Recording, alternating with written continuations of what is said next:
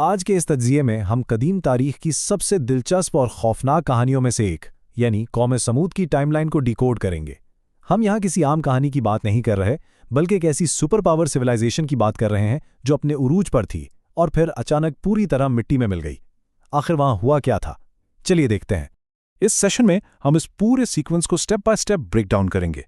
समूद के उरूज से शुरू होकर इस पत्थर के मौजज़े, उन 9 लोगों की साजिश, फिर इस डर से भरे 3 दिन के काउंटडाउन और आखिर में उस हौलनाक धमाके और आज भी बाकी उनके खंडरात तक जाएंगे। एक बहुत ही माइंड ब्लोइंग टाइमलाइन हमारा इंतजार कर रही है।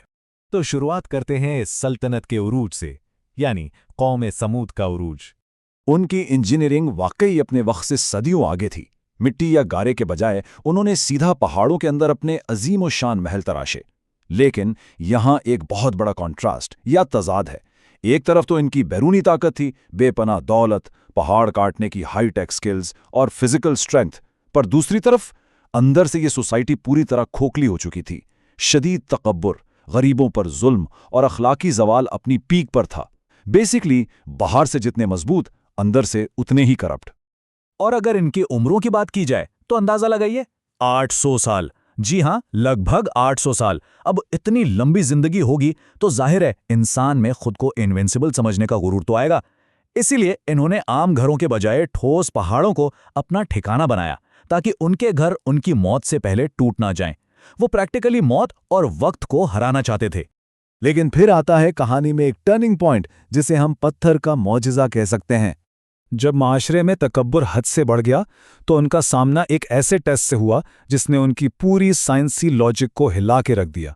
उन्होंने हज़रत सालेह अलैहिस्सलाम से एक डिमांड की, और डिमांड क्या थी कि सामने वाले ठंडे बेजान पत्थर को चीरकर कोई जिंदा जानवर निकाल कर दिखाएं। मतलब उन्होंने लॉजिक और रियलिटी का सबसे नामुमकिन चैलेंज दे दिया था। और फिर जो हुआ वो लिटरली किसी ने नहीं सोचा था। इसी ठोस अलकबाहत चट्टान के बीच में से पूरी जमीन को हिलाती हुई एक अजीम जुस्सा हामिला ऊंटनी बाहर आई।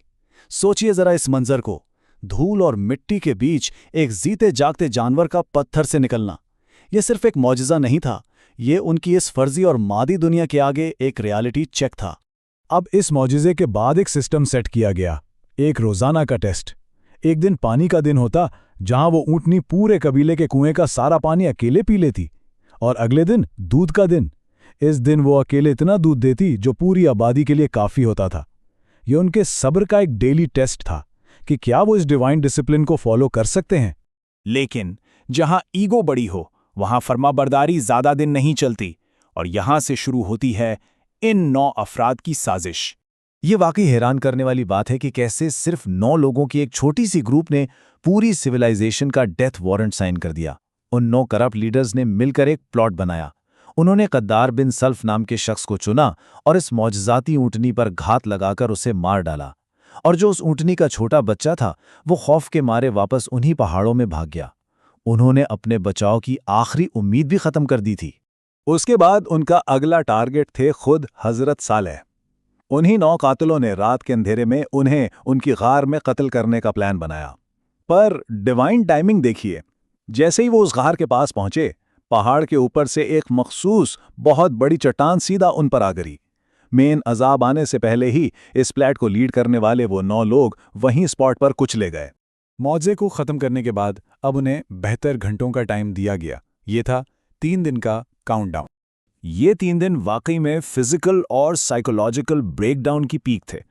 जुमेरात वाले दिन एक्सट्रीम खौफ की वजह से सबके चेहरे जर्द पड़ गए।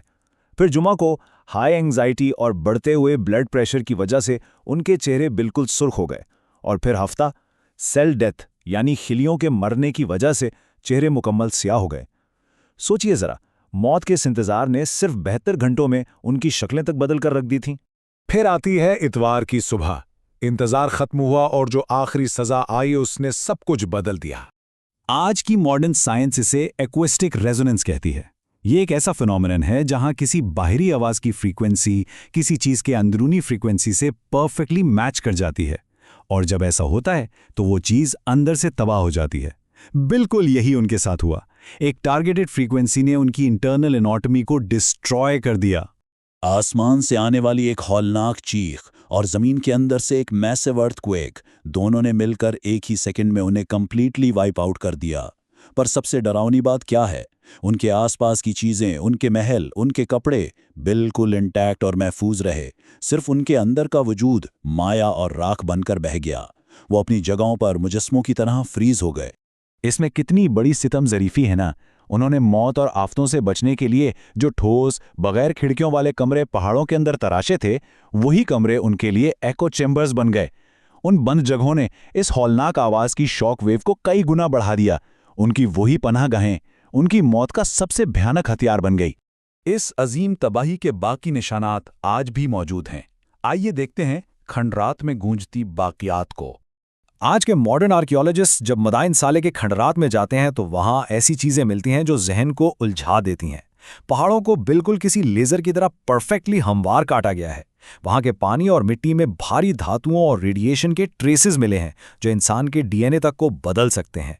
एक अजीब सी नेगेटिव एनर्जी आज भी वहां फील होती है। और मजे की बात, उनके ऊपर नबातियों ने जो कब्रें बनानी चाहीं वो आज भी खाली हैं, कोई वहां आबाद नहीं हो पाया। वैसे इस सारी तबाही में एक शख्स बच गया था जिसका नाम अबू रगाल था। वो धमाके के वक्त मक्का के हरम में छुपा हुआ था। उसे लगा कि उसने इस अजाब को मात दे दी है, लेकिन तारीख बताती है कि महीनों बाद जैसे ही उसने इस हरम की बाउंड्री लाइन क्रॉस की और अपना पहला कदम बाहर रखा, उसी वक्त एक टारगेटेड पत्थर ने आकर उसे वहीं ढेर कर दिया। जस्टिस डिले जरूर हुआ पर डिनाई नहीं हुआ। तो आखिर में ये सब समझने के बाद एक बहुत चुपता हुआ सवाल जहन में आता है। अगर मदाइन साले के ये खामोश खंडरात इस बात का सबूत हैं कि बेपनाह टेक्नोलॉजिकल ताकत किसी अचानक जवाल को नहीं रोक सकती, तो क्या आज की जदीद मॉडर्न सोसाइटीज़ ठीक वैसा ही तकब्बुर रिपीट नहीं कर रही हैं? ये वो सवाल है जिसने हम सबको सोचने पर मजबूर कर दिया है। आज के इस सेशन में बस इतना ही। फिर मिलेंगे एक नए और गहरे तज्जिए के साथ।